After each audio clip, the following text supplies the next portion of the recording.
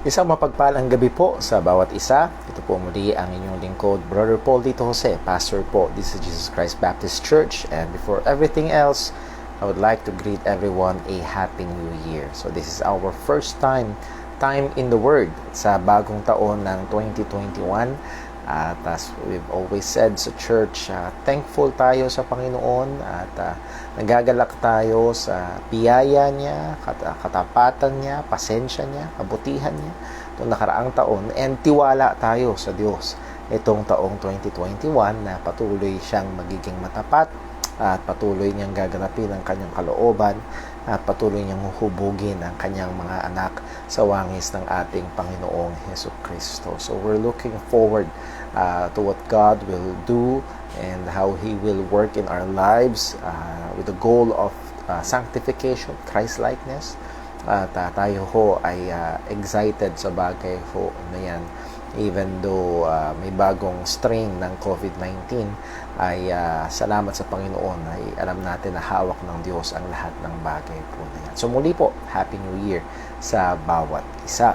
So ilang mga paalala po muna bago ho tayo dumako sa atin hong pag-aaral ng salita ng Diyos, and we'll be continuing a very, very important series ng atin hong pag-aaral.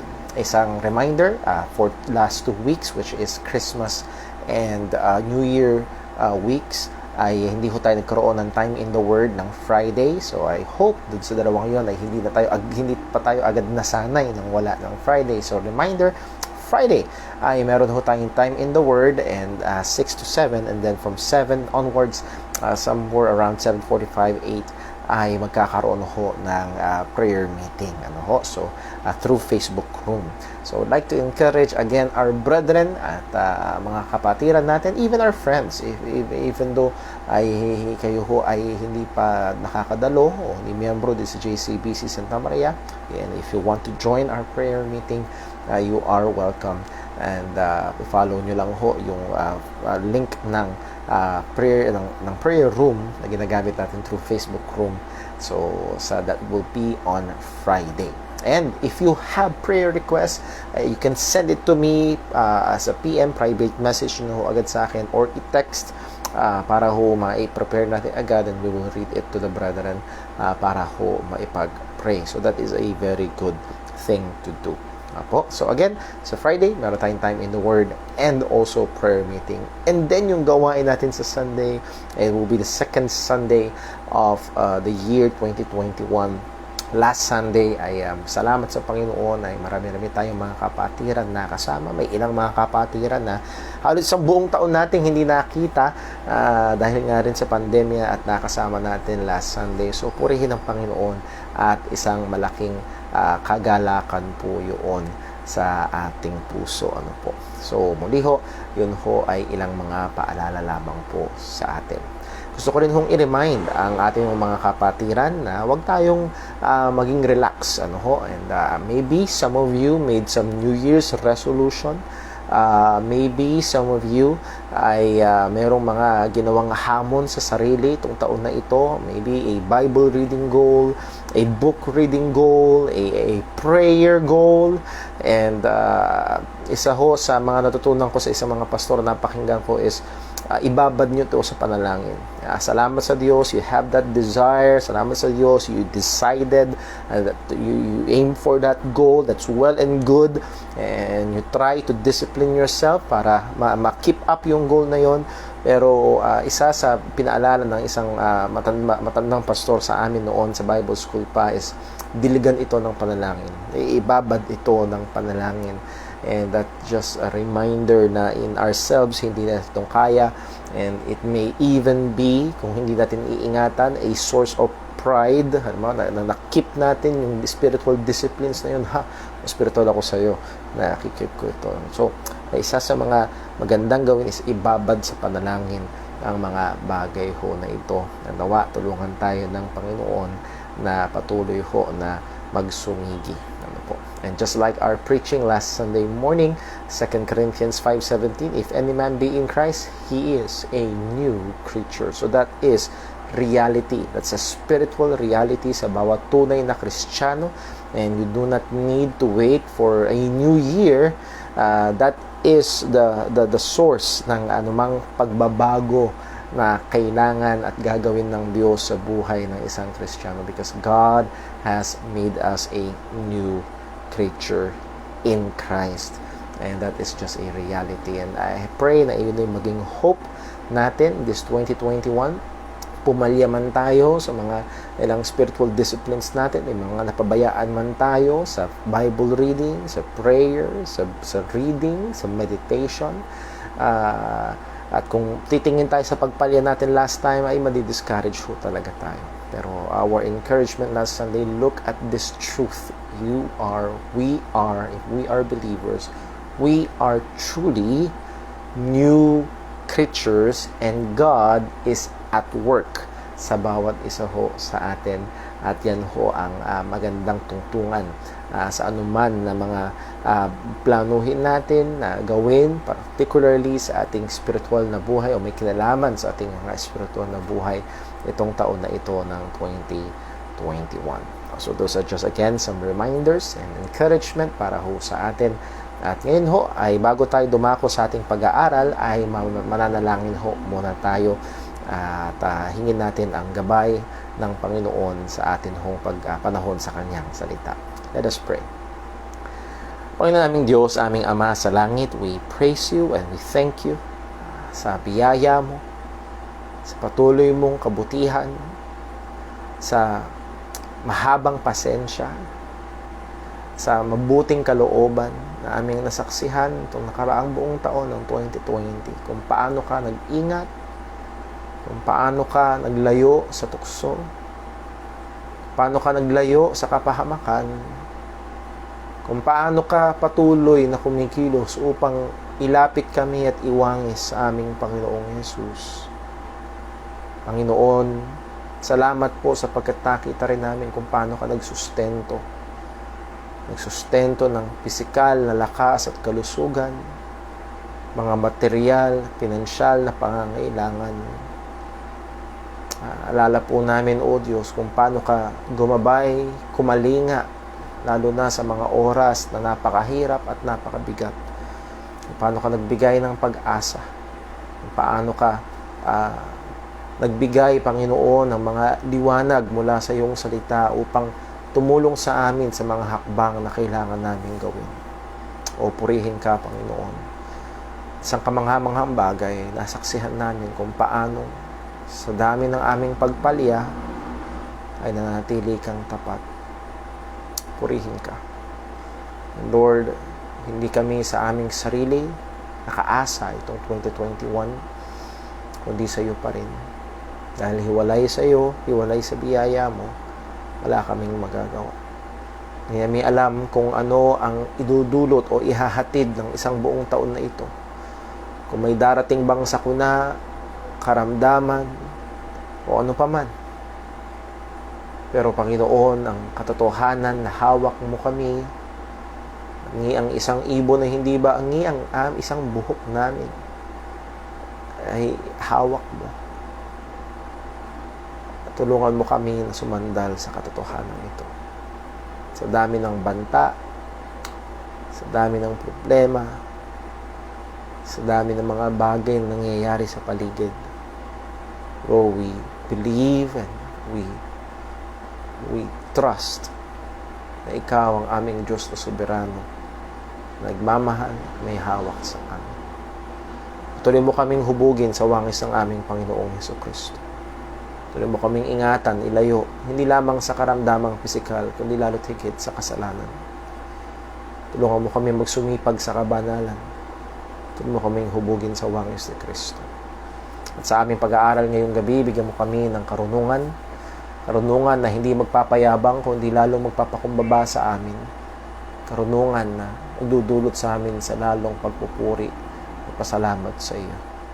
At ikaw po, Panginoon, ang maluwalhati sa lahat ng ito. Dalangin namin ito sa pangalan ng aming Panginoong Hesukristo. Amen. Okay, muli ho ay welcome sa ating first time in the Word ngayong 2021. And let us be praying for this ministry, this online ministry. We are planning and praying to continue this kahit na magbalik na sa normal at kahit magbalik na ang ating mga home Bible studies, we will still continue our online na mga gawain. Maybe magkakaroon ng pagbabago sa ating prayer meeting, and we will just live stream our prayer meeting service on Friday, but our Wednesday time in the Word, sa biyaya ng Panginoon, ay ipagpapatuloy po natin ito. And I would like to encourage you, maybe you can host a watch party na maging kung naging blessing ho sa inyo, you can let us also know, and also if there are things na maaaring improve pa ho natin sa mga gawain ho na ito, ay nawa ay pwede ho yung gamitin ng Panginoon para maipaalam po sa amin. So let us be in prayer. These are avenues na hindi natin pinangarap pasukin. Nevertheless, necessity was laid upon us because of the pandemic, and it is an open door. And sa biyaya ng Panginoon, there are some testimonies kung paano ito nagiging blessing, and nawa ay patuloy natin ipag-pray na gamitin ito ng Diyos sa iba. Okay, so let's dive now sa atin hong pag-aaral, and let us go to a very familiar passage, and I want us to go back here para ma-refresh tayo. Why are we studying this? And that is 2 Corinthians chapter 13 verse 5. And by this, why are we studying this? This series of marks of a true Christian. Mga marka ng tunay na Kristiyano, or in other words of saying it, mga palatandaan ng tunay na pagiging ligtas. Mga ebidensya ng pagiging tunay na anak ng Diyos. Or mga tanda na ikaw ba ay totoong patungo sa langit. Those are just some other ways of saying it. So, marks of a true Christian. Dahil ang sabi ho ni Apostol Pablo sa 2 Corinthians 13 verse 5, examine yourselves whether ye be in the faith, prove your own selves. Know ye not your own selves how that Jesus Christ is in you, except ye be reprobates. So that imperative sa bandang unahan ng talata, examine yourselves, siyasatin natin. The word examine carries the weight of investigating. Imbestigahan daw natin yung ating mga sarili kung tayo nga ay mga tunay na Kristiyano, kung tayo nga ay nasa pananampalataya. Hindi ko maiwasan na laging idiin, hindi pwedeng kanya-kanya ng pananampalataya, hindi uubra na ito yung paniniwala ko, yan yung sayo. Kapwa natin kailangan siyasatin kung tayo nga ay nasa isang partikular na in the faith. And God is not obligated na igalang yung ating pananampalataya, kundi ang obligasyon ay nasa atin para alamin yung tunay na pananampalataya, and then ating siyasatin yung ating mga sarili kung tayo nga ay nandun sa tunay na Kristiyanong pananampalataya. And then yung sinabi sa bandang pangalawa ay prove your own selves, ay subukin, patunayan. So there are means, at yun yung isa sa mga truths na in-extract natin sa passage. There are means, there are ways, merong kaparaanan na atin pwedeng subukin ng ating sarili para makita nga kung tayo ay tunay na mga Kristiyano. Well, hindi yan katulad ng ginto na pwede mong ibabad sa suka o puwet ng baso o yung diamanteng ikaskas sa bato. Malaman mo kung puwet ng baso. Hindi yun. Hindi tayo kukuha ng bato, hindi tayo kukuha ng isang drum na suka at ibababad ang nagpapakilalang Kristiyano. Kung hindi, ang ating pupuntahan ay ang sinasabi ng salita ng Diyos. At isa sa mga paborito ko hong halimbawa dito ay para bang sa bangko, pag pumunta ka, may poster ng tunay na pera at poster ng peking pera. At ang mapapansin niyo doon sa side ng tunay na pera, mayroong mga naka-highlights na mga katangian, characteristics ng totoong pera, and you need to be looking for those characteristics. Hawak mo man ay 20, hawak mo man ay 1,000, those characteristics should be there para mo matiyak na ang hawak mo ay isang tunay na pera. The same is true.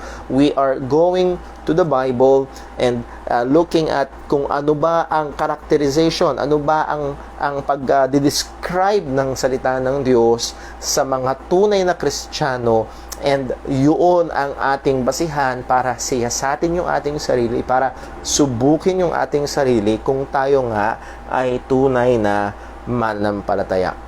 And binigay natin ang foundational truth. Again, 2 Corinthians, nandyan tayo, chapter 5, verse number 17. We concluded mula sa verse na ito that all true believers will manifest this evidences in some degree or another. Ang mga tunay na mananampalataya ay ipapakita or makikita sa kanilang buhay, makikita sa kanila ang mga marka na ito. And why so? Sapagkat ang sabi ng salita ng Diyos, therefore, 2 Corinthians 5:17, if any man be in Christ. So, una muna, if any man, siya man ang pinakapalasak at pinakamasamang tao, or siya man ang pinaka-relihiyosong tao, if any man be in Christ, and that is salvation. Kung talagang siya ay naligtas, ano ang sabi? He is a new creature. Actually, sa Greek, he is a new creation. Siya'y bagong nilikha ng Panginoon. And the point there is, he is God's workmanship. Sabi nga ho ng Ephesians chapter 2 verse 10, or in other translation ay pwedeng sabihin, he is God's production or God's project, proyekto, produkto, likha ng Diyos. And going back dun sa totoong pera, sapagkat ang totoong pera ay imprenta ng Bangko Sentral, ay nahandoon yung mga characteristics na yun. Pag nag-print lang ako dito sa printer ko sa office, wala yung characteristics na yun.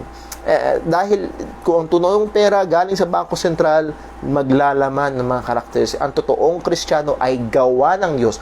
Lahat ng Kristiyano, kahit yung bagong ligtas pa lang kanina sa isang tribo sa Africa, o yung 80 taon nang naglilingkod sa Panginoon sa isang church dito man sa Pilipinas o saan man sa mundo, they are God's workmanship, God's production, God's new creation, and they will bear the marks of genuine Christianity. Magtataglay sila ng marka ng tunay na pagiging Kristiyano. And part of this study, that's why it's important, is gaining assurance, pagkakaroon ng katiyakan na ako nga ay tunay na mananampalataya. Yung pagkakaroon ng kasiguraduhan na ako nga ay isang tunay na Kristiyano. And this is a far cry from just 1, 2, 3, pray after me, then you're saved, you're going to heaven, whatever happens.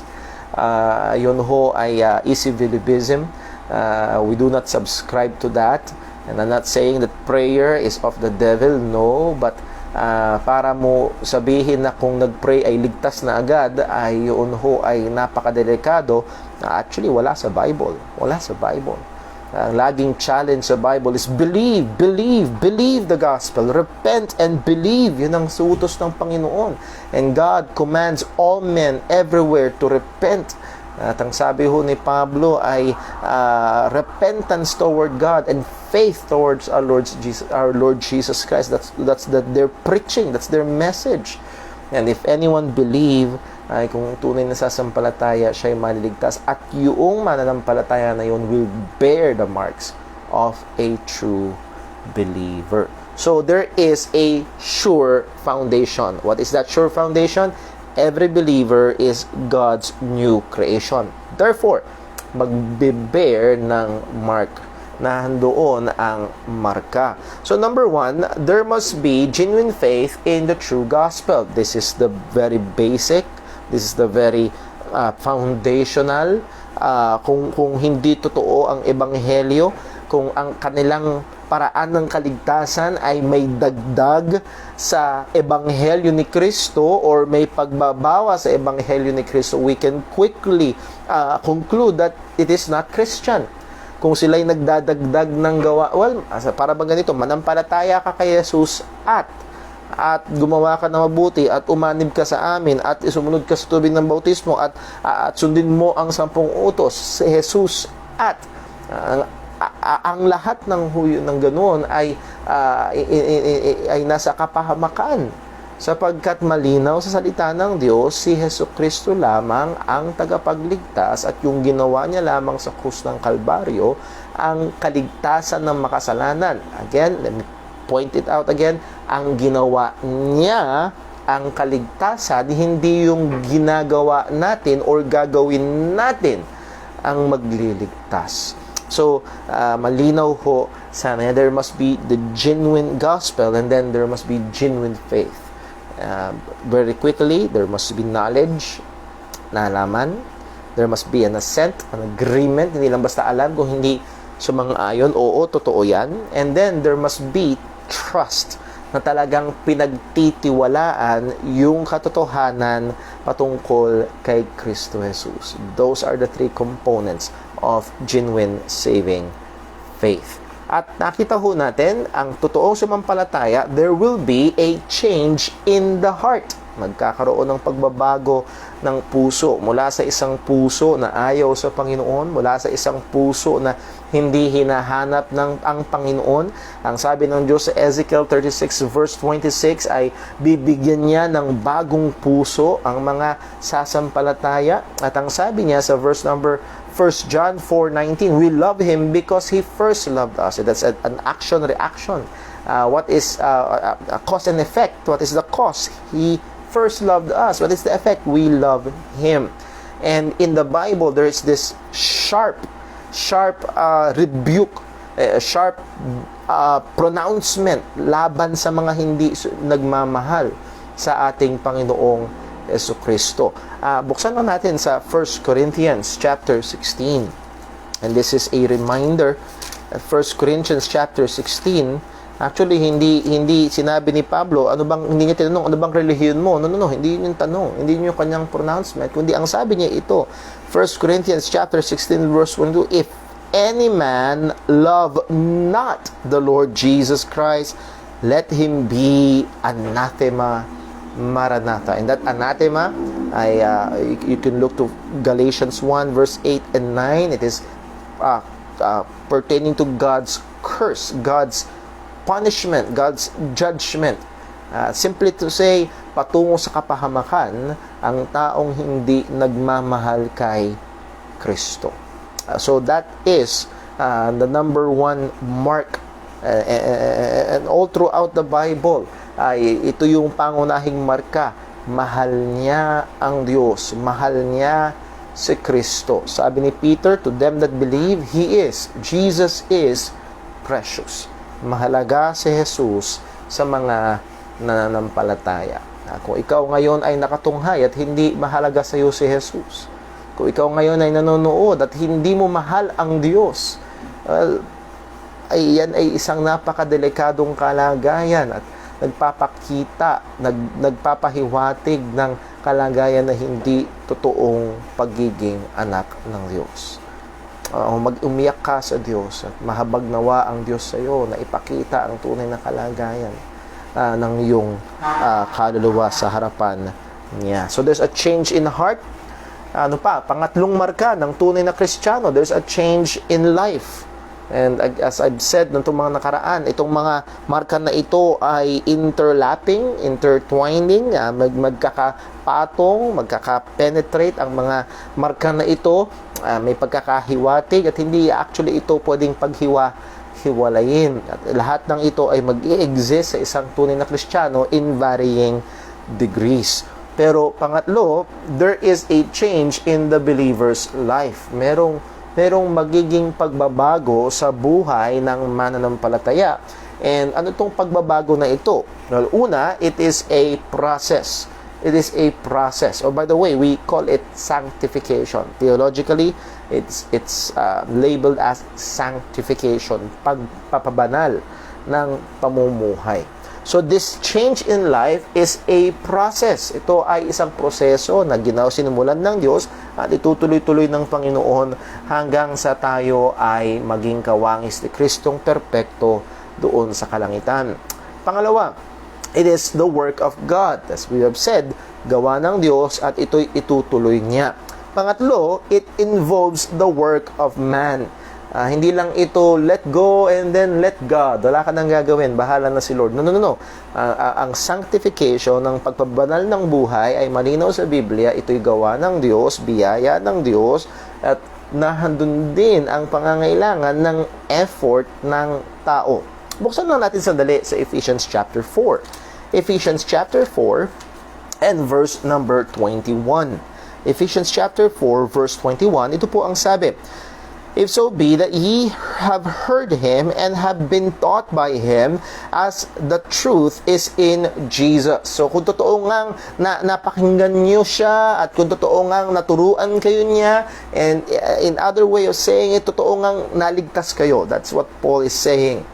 Pagdating sa verse 22, ang sabi niya, if so, again, going back to verse 21, if so be that ye have heard him and have been taught by him, as the truth is in Jesus, verse 22, that ye put off concerning the former conversation the old man, which is corrupt according to the deceitful lust. So, meron ditong ginamit na salita si Pablo, to put off. And dito, yung put off is an imperative active. That is imperative, utos, active, tayo ang gagawa. And we must put off the old man. Kailangan nating hubarin. Kailangan nating alisin, which is corrupt according to the deceitful lust. At anong kailangan gawin? Verse 23, and be renewed in the spirit of your mind. Magkaroon ng pagbabago ng kaisipan at sa pamamagitan ng mga katotohanan ng salita ng Diyos. And then verse 24, and that ye as believers put on the new man, which after God is created in righteousness and true holiness. And then he will go back sa verse 1 and putting away lying. So, nahandoon ang punto ko lang ho ay itong dalawang imperatives, put off sinful deeds, and then put on the new man. Those are both imperative active. That is, inuutusan tayo na gawin natin ito. Anong point? In sanctification, yes, it is the work of God, but also, yes, it involves the work and effort of man na meron tayong kailangang gawin.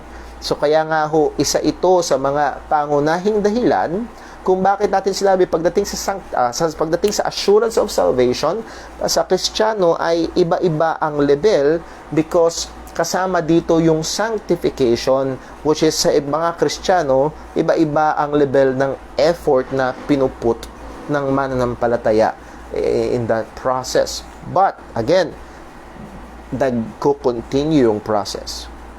Kung ang kalagayan ng isang tao ay walang proseso, walang nangyayari, walang direksyon patungo sa kabanalan, kung hindi actually ang direksyon niya ay patungo pa sa pagiging mas lalong makasalanan, kailangan niya talagang suriin ang kanyang sarili. At actually, ito ay nagpapakita. It is an indicative of an unconverted life. Hindi pa tunay na nakonberte sa pagiging Kristiyano. So, it is a process. The work of God involves the work of man. Number 4, the goal is Christ-likeness. Ang goal ng sanctification ay Christ-likeness. And then, number 5, gusto ko lang diinan, the goal of sanctification is not salvation. The goal of sanctification is Christ-likeness. Okay? Sanctification is a product of salvation. Sanctification is a result of being saved, and hindi ito prerequisite to be saved. Ang goal ng sanctification is not salvation. Ang goal ng sanctification is Christ-likeness. Hindi ka nagpapakabanal para maligtas. dahil ikaw ay ligtas, dahil tayo ay ligtas, tayo ay magpapakabanal. Yun ang tinuturo ng salita ng Panginoon. And then number 5, the change will manifest in everyday life. The change will manifest in everyday life. Magkakaroon to ng epekto. Ang pagiging tunay na Kristiyano makikita sa pang-araw-araw na buhay. Ano ho? Ibig sabihin ng pagiging Kristiyano ay hindi lang 1 hour, 1 day in a week. 1 hour in a week. At marami ho sa atin ay lumaki sa tradisyon, sa kasanayan na ang pagiging Kristiyano ay yung 1 oras lang sa kumbinyenteng araw na meron tayo. And that's it. Nagawa mo na yung pagsisimba mo ng araw, kung anumang araw yung dinesisyonan mo, madalas linggo, and ikaw ay nagpunta sa simbahan, nagsimba, and went through those motions, nagsimba ka na, that's your Christianity, and that's it. Pero sa araw-araw mula Lunes hanggang Sabado and the rest of the week ay walang pakialam sa Diyos, walang pagkakilala sa Diyos, walang pakikipaniig sa Panginoon, walang kaisipan, walang puso patungkol sa Diyos. Yun ay nagpapakita ng kalagayan na hindi pagiging tunay na mananampalataya. Kailangan mo talaga na siyasatin ang iyong sarili. So this change will manifest in everyday life. So hindi lang siya change sa kaisipan. There should be. Na-convince ka sa katotohanan ng ebanghelyo. So there's a change. Pero itong change na ito, itong spiritual na itong katotohanan na ikaw ay naligtas, na panganak na muli, nagkakaroon ng epekto sa iyong pang-araw-araw na buhay. So that will lead us to number 4. Number 4, mark of a true Christian, there will be a change in the believer's walk. Magkakaroon ng pagbabago sa kanyang lakad, magkakaroon ng pagbabago sa kanyang pamumuhay. Ano ba yung dating pamumuhay? Well, ang sabi ho ni Pablo sa Ephesians 2 verse 2, wherein in time past ye walked according to the course of this world, according to the prince of the power of the air, the spirit that now worketh in the children of disobedience. So that's the way we walk, according to the course of this world, according to the prince of the power of the air, that's Satan, according sa verse 3, pag tinuloy niyo ho natin yung basa, according to the lust of the flesh. That's how we walked before. Wala kang pakialam sa Diyos, wala kang pakialam sa katotohanan. Sa ginagawa mo lang yung gusto mo. Sinusunod mo lang yung maisipan mo. Ikaw ang kapitan ng iyong sariling barko. Ang barko na yun ng iyong buhay. Pero hindi na ganoon ang tunay na ligtas, sapagkat ang sabi ng Panginoon in the new covenant, we as new creatures of God, ang sabi niya sa Ezekiel 36 verse 27, and I will put my spirit within you and cause you to walk in my statutes. God will cause us to walk in His statutes. Siya ang gagawa, siya ang kikilos. And that's exactly what Paul said sa mga taga-Philippians, for it is God who worketh in you both to will and to do of His good pleasure.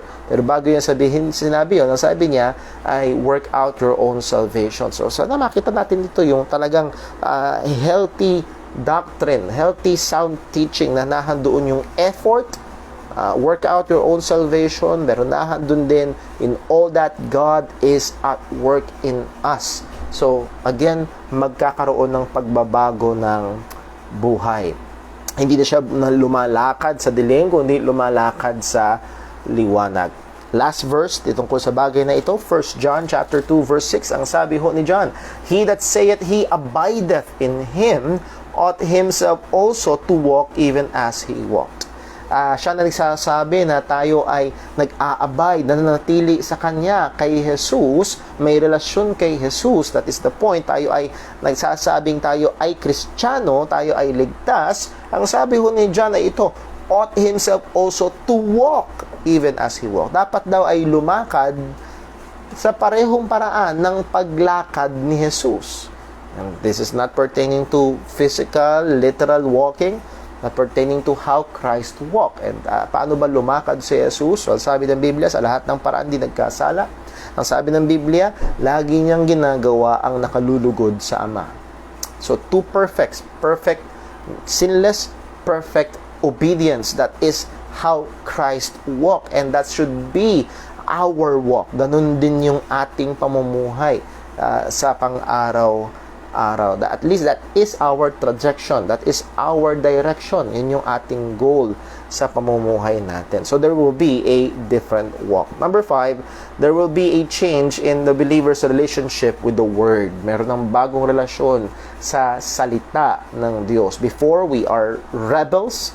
Ayaw natin. Ang sabi ho ni Pablo, Romans 8:7, because the carnal mind, that is the unsaved mind, is enmity against God. Ito'y pakikipag-away sa Diyos. And how is it manifested? For it is not subject to the law of God, neither indeed can be. Ito nagpapailalim sa kautusan ng Panginoon at hindi niya kaya. Hindi nagpapailalim sa kautusan ng Diyos in 2 ways. 1, in the demand of the law, which is perfect obedience, walang nakakagawa. 2, hindi nagpapailalim sa purpose of the law, which is to bring us to Christ that we may be saved by faith. Ayaw yun ng taong mayabang. Ang gusto niya, ang magliligtas sa kanyang sarili, o magliligtas sa kanya ay ang kanyang sarili, ang kanyang effort. At ayaw niyang sumampalataya kay Jesus lamang. Gusto niya laging dagdagan ng kanyang sariling kalooban. In both this, an unsaved person rebels against. Nagre-rebelde, ayaw. It is enmity against God. Pero pagdating again ng new creation, pag ang isang tao ay na kay Kristo, ang sabi ng Panginoon, Ezekiel 36 verse 27, and ye shall keep my judgments. So ang sabi niya, I will put my spirit within you and cause you to walk in my statutes, and ye shall keep my judgments. And that is statutes, judgments pertaining to God's word, and nahandoon na yung pagpapasakop. And again, it is a process. We are growing in this. Does not pertain to perfect submission. In this side of eternity, we still struggle with sin, and we still sin against God. So hindi perfect submission, but we in our lives try to submit. Nagsusumikap na magpasakop sa kalooban ng Diyos. That is the direction, walking sa kalooban ng Panginoon. So, ang sabi ho at utos sa atin, isang sa pamamagitan ni Apostol Pedro, 1 Peter 2:2, as newborn babes, desire the sincere milk of the word. Dati itong salita ng Diyos na wala kang pakialam, as in walang kaamor-amor, wala sabi ng salita ng Panginoon, desire it. Nasain natin, gustuhin natin. Brother Paul, parang ang tabang, parang ang hirap. Then pray, ask God. Sabi ni James, ye have not because ye ask not. Have you asked God? And then, when you ask God, hindi to let go and let God. Do something. Open your Bible and begin reading. Hindi pwedeng, Lord, bigyan mo ako ng pagnanasa sa iyong salita, and then, mananatiling sarado ang iyong Biblia. Well, you need to do something. Again, that's part of our sanctification. There's a new relationship with the Word of God. Number 6, there's a new relationship with the world. So, I believe dito tayo natapos last year. Parang napakatagal. Last year, dito tayo natapos, there is a new relationship with the world. Ang isang totoong Kristiyano ay merong bagong relasyon sa sanglibutan. Well, ano ho ba yung dating relasyon? Tingnan muna natin yung dating relasyon. Paano ba ang relasyon natin sa sanglibutan noon? For that, bumalik tayo sa Ephesians chapter 2. Okay? Please open your Bible sa Ephesians chapter 2. Ephesians chapter 2. And this, again, are familiar words. Ang sabi ho ni Apostol Pablo, Ephesians chapter 2, verse number 1. And you, He quickened who were dead in trespasses and sins. So, ito yung pinakabuod. Tayo daw ay Kanyang binuhay. Sino yung Kanyang? Ang Diyos. Tayo ay binuhay. We were regenerated. And ang dati nating kalagayan, who were dead in trespasses and sins. And then, Apostle Paul expounded on that. What does it mean to be dead in trespasses and sins? What does it look like? Sabi ni Pablo sa verse 2, wherein in time past ye walked according to the course of this world. So, ganun tayo nabubuhay. We walked according to the course of this world. Lumalakad tayo, namumuhay tayo sang-ayon sa kurso, nakaayon tayo sa agos, sunod tayo sa sistema ng sanlibutang ito. According to the prince of the power of the air, the spirit that now worketh in the children of disobedience. Not only that, pagdating sa verse 3, among whom also, among those who walk in the course of this world, among those who walk according to the prince of the power of the air, that is Satan. Ang verse 3, ang sabi niya, among whom also we all had our conversation in what? In time past, in the lust of our flesh, fulfilling the desires of the flesh and of the mind, and were by nature children of wrath, even as others. That's our relationship with the world before. Sunod tayo sa kurso ng sanlibutan. Sunod tayo, sayaw tayo sa tugtugin ng sanlibutan. Sunod tayo sa uso, sunod tayo sa sistema. Kung ano yung nakikita natin, kung ano yung nararamdaman natin, kung ano yung pita ng laman natin, nasa ng laman natin, basta sunod lang. Walang pakialam sa Diyos, walang pakialam sa katotohanan, walang pakialam sa utos ng Diyos, walang pakialam kung ito ba'y kasalanan sa Diyos, basta nakita sa sanlibutan, basta nakita ginagawa ng marami, sunod at sunod lang. So, naroon ang katotohanan na tayo ho ay mayroong relasyon sa sanlibutan before. And before, we follow the course of this world. Pero ano na ngayon ang bagong relasyon ng isang mananampalataya? At dito hinamon ni Apostol Juan ang mga Kristiyano. Sabi niya sa 1 John chapter 2, 1 John chapter 2, ang sabi ho ay ito. 1 John chapter 2 verse number 15, and this may be familiar words sa marami. Ang sabi ho ni Juan ay ito, 1 John chapter 2 verse number 15, love not the world, neither the things that are in the world. If any man love the world, the love of the Father is not in him. So narito yung matalim na imperative, narito yung matalim na saway ni Apostol Juan sa mga Kristiyano o nagpapakilalang Kristiyano that believers should not love the world. So before, we are living according to the course of this world. We are in love with the system of the world. Isang sistema na ayaw sa Diyos. Isang sistema na anti-God, anti-Bible, anti-truth.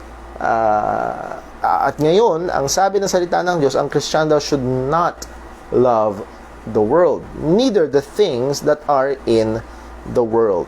So, ito yung bagong relasyon. At sinabi ni Apostol Juan, bakit daw?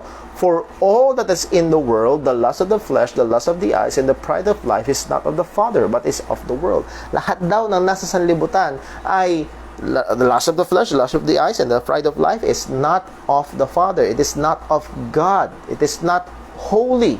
Hindi banal, hindi makadiyos. Actually, we can say na ito'y kontra sa Diyos. Ito'y laban sa pagiging makadiyos. Ito'y laban sa kabanalan. And ano itong sinabi? The lust of the flesh. And sabi ng ibang commentaries, it pertains to creaturely desires. You are ruled by, tinamumunuan ka, as Paul said sa Ephesians chapter 2 verse 3, following the desires of the flesh. Kung ano yung nasa ng laman, kung ano yung naramdaman. Sabi nga nung iba, kung ano yung kate, kamutin. Kung saan yung makati, naramdaman mo yung makati, kamot. Walang tanong-tanong, ito ba'y makadiyos? Ito ba'y makakalugod sa Panginoon? Ito ba'y laban sa kautos ng Panginoon?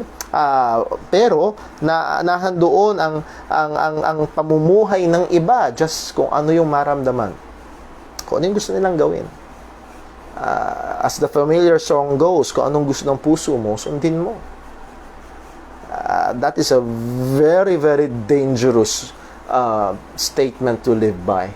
Hindi ho maka-Kristiyano ang ganong kasabihan. So the lust of the flesh, and not only the lust of the flesh, the lust of the eyes. Maraming mga pita ay nagsisimula sa pamamagitan ng paningin. Kadalasan ay mga sexual desires, nagsisimula sa paningin. That's why halos kahit anong produkto ay hinahaluan ng sexual na halos na tono, sexual na larawan para bumenta. So again, the lust of the eyes, not just sexual but even yung mga material na bagay, pagkainggit sa mga yun ang buhay mo, or the pride of life. At sabi nga ho nung isang commentary, the key there is the word pride, anything that causes us to be proud.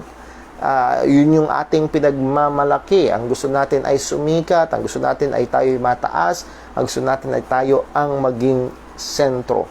And if we are living in that, we are living according to the course of this world.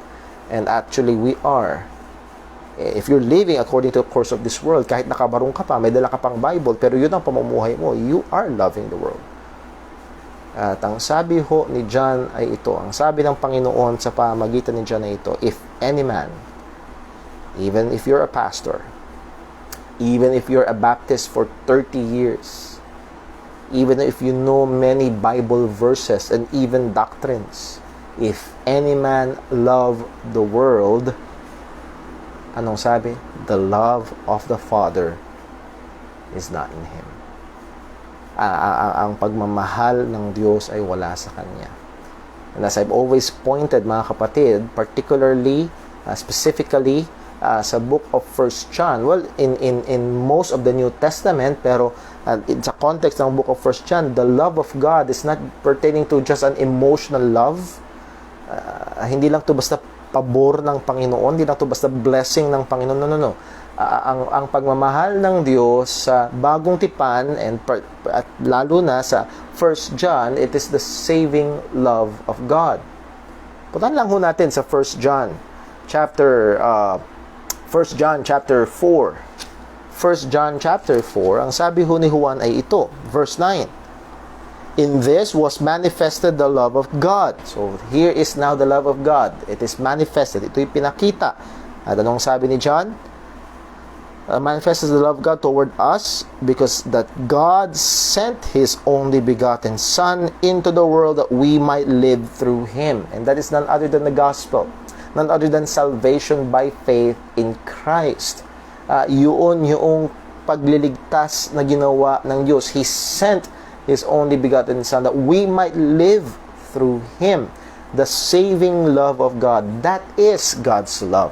At ang sabi ho ni John, if any man love the world, the love of the Father is not in him.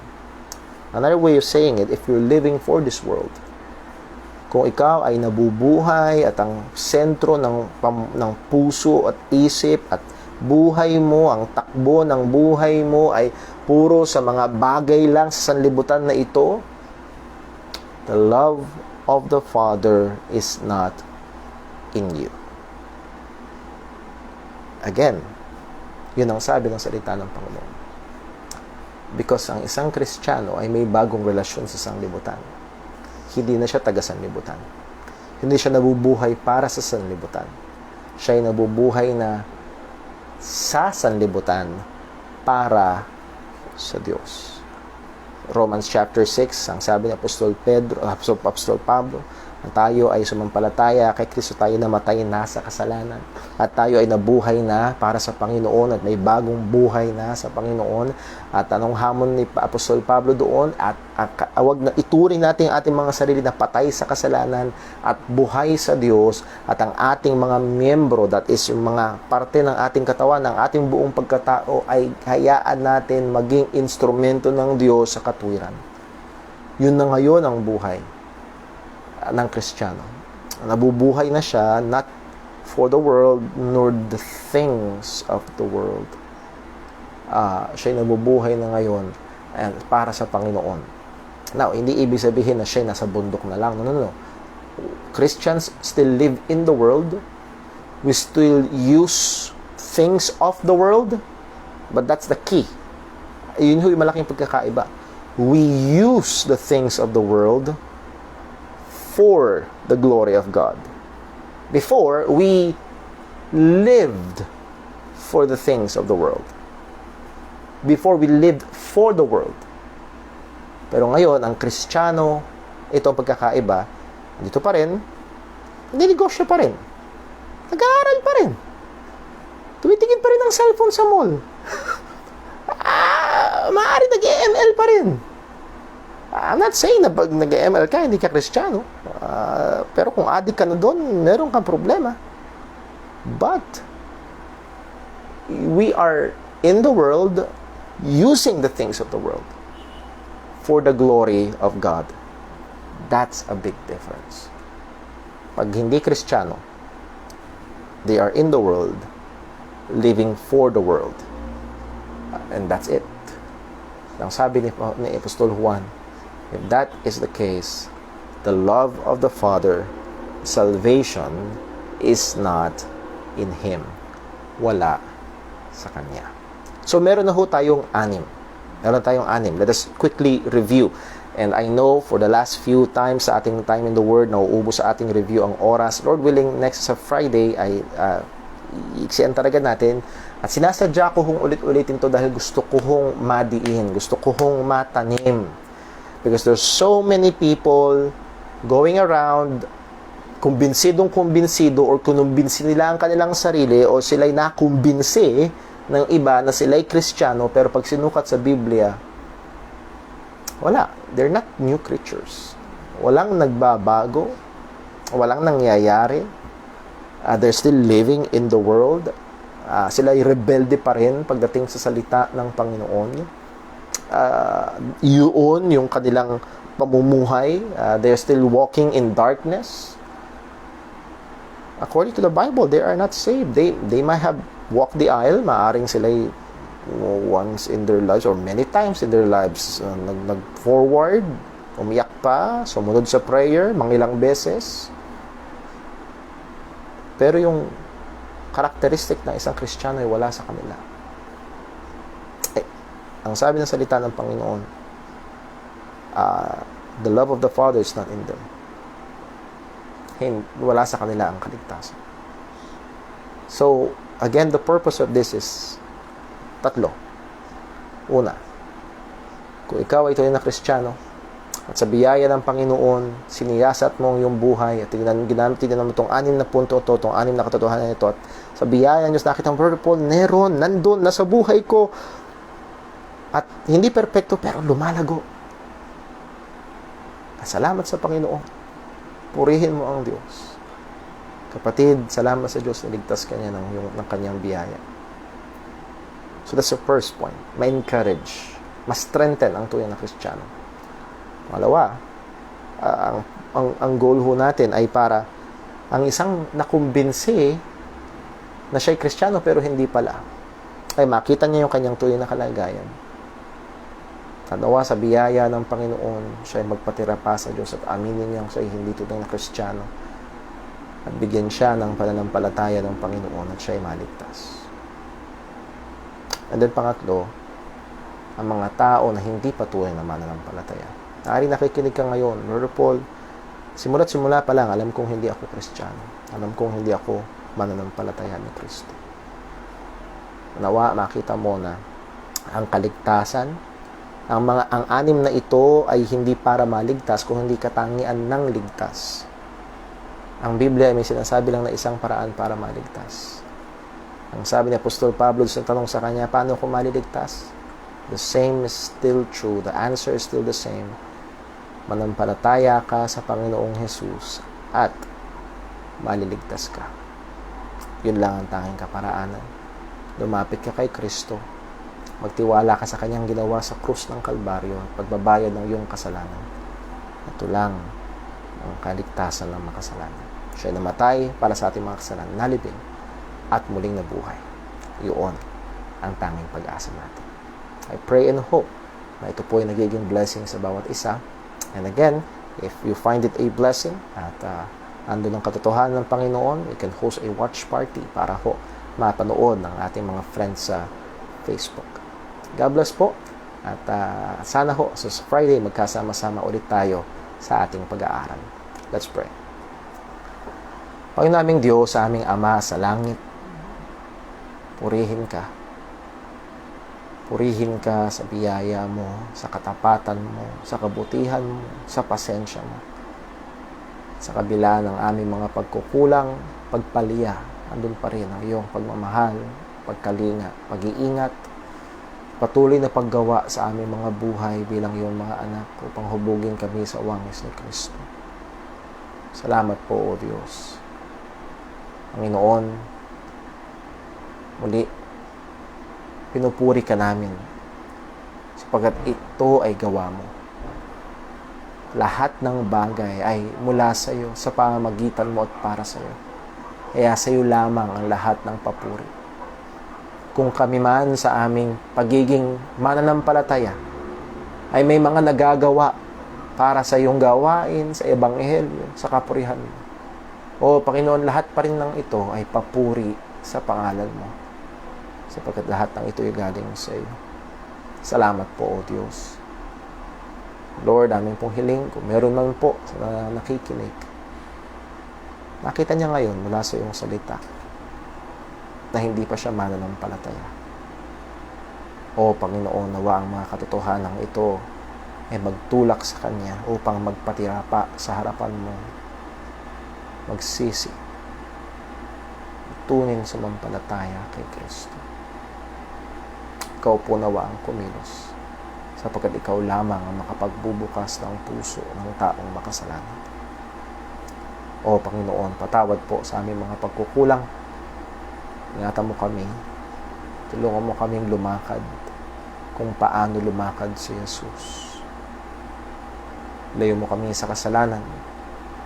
Layo mo rin kami sa mga pisikal na karamdaman. Tuloy mo kaming hubugin sa wangis ni Kristo. Lahat ng ito sa namin nihiling sa pangalan ng aming Panginoong Jesus. Amen. Well, God bless po. Maraming salamat. And Lord willing, next Friday ay magkasama-sama po tayong muli sa ating time in the Word. Magandang gabi po.